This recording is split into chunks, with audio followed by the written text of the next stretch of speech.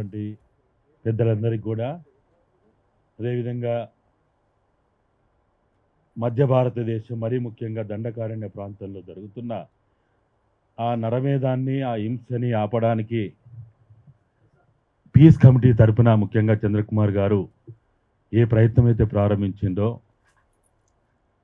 దాన్ని భారత్ బచావో తరపున మేము ఆహ్వానిస్తూ, ఇటువంటి ప్రయత్నం చాలా మంచి పరిణామం అని భావిస్తూ, అయితే ఇప్పటివరకు మాట్లాడిన చాలామంది కూడా సమస్యని మాట్లాడుకోవడం జరిగింది. భవిష్యత్ కార్యాచరణ అంటే ఈ రోజు నుంచి ఏం చేస్తే బాగుంటుంది, ఎట్లా చేస్తే బాగుంటుంది, ఎవరెవరేమో ఏం చేస్తే బాగుంటుంది అనే విషయం మీద కూడా కొంత మాట్లాడితే బాగుంటుంది అనేదే భారత్ బచావో తరపున మేము అభిప్రాయపడుతున్నాం. అయితే దాని ముఖ్యంగా ఈరోజు మనం హైదరాబాద్ కేంద్రంగా ఈ విషయాలన్నీ కూడా మాట్లాడుకుంటా ఉన్నాం. సమస్య ఏమో ఛత్తీస్గఢ్, ఆ రాష్ట్ర రాజధాని అయిన రాయ్పూర్ కేంద్రంగా జరుగుతున్నది. నాకు తెలిసినంతవరకు రేపు మరోసారి భారత హోమ్ మినిస్టర్ అమిత్ షా ఛత్తీస్గఢ్ పర్యటనకి రాబోతున్నాడు.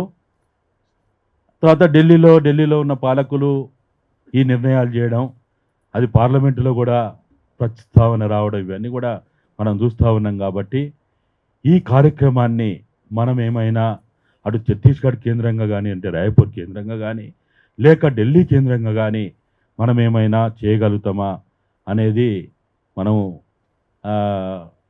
ఆలోచిస్తే బాగుంటుంది. ఏదైతే పీస్ కమిటీ ఇనిషియేషన్ తోటి మావోయిస్ట్ పార్టీ కాల్పుల విరమణకి వాళ్ళు ఒప్పుకొని వాళ్ళు ఒక ప్రకటన చేసిందో, ఈరోజు ఈ సమావేశం దాన్ని హర్షిస్తూ దానికి సంబంధించి కట్టుబడి ఉండమని మావోయిస్ట్ పార్టీ కూడా చెప్తూ, మావోయిస్ట్ పార్టీ కాల్పుల విరమణకి సిద్ధమైంది. కాబట్టి ప్రభుత్వం కూడా, రాష్ట్ర కేంద్ర ప్రభుత్వాలు వాళ్ళ పరిధిలో ఉన్నటువంటి బిఎస్ఎఫ్ కానీ, సిఆర్పిఎఫ్ కానీ, డిఆర్జీ బలగాలు కానీ చేస్తున్నటువంటి వాళ్ళ యొక్క కార్యాచరణని వెంటనే ఆపడానికి ఈ సమావేశం ఒక పిలుపిస్తే, తదనంతరం కార్యాచరణ కూడా ముఖ్యంగా మనం ఎంత మాట్లాడినా పొలిటికల్ వాయిస్ ముఖ్యం.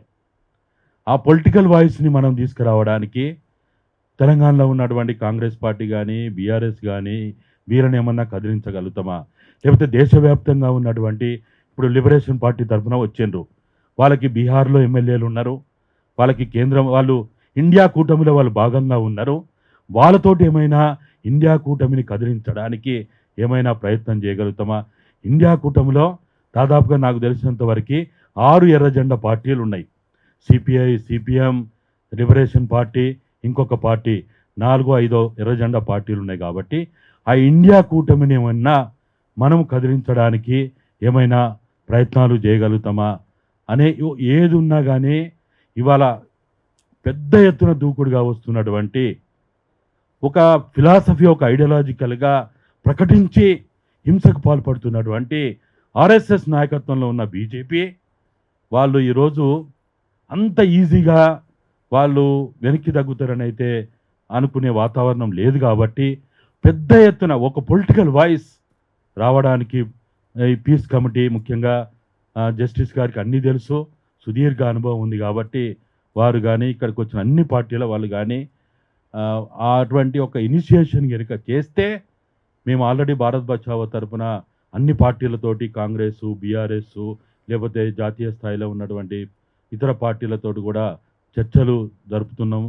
అటువంటి ప్రయత్నాలు జరుగుతున్నాయి. కాబట్టి అందరం ఇవాళ మనం విడిపోవడం వల్లనే ఓడిపోతున్నాం. మనం కలిస్తే గెలుస్తాం, విడిపోతే ఓడిపోతాం. కాబట్టి ఇప్పటివరకు జరిగినటువంటి ఈ చీలికలు పేలికలన్నీ లేకుండా, ఈ సిద్ధాంతపరమైన రాద్ధాంతాలు లేకుండా ఈరోజు ఈ దేశ మూలవాసులైనటువంటి, మూగజీవులైనటువంటి ఈ ఆదివాసులను కాపాడుకుందాం అనే ఒక్క నినాదంతో, ఒకే ఒక కార్యక్రమంతో మనం ముందుకు పోవడానికి ప్రయత్నం చేద్దామని దాంట్లో భారత్ బచావో మాకు అప్పచెప్పిన కార్యక్రమం పనిని మేము నిర్వహిస్తామని తెలియజేస్తూ ఈ అవకాశం ఇచ్చిన పెద్దలకి ధన్యవాదాలు.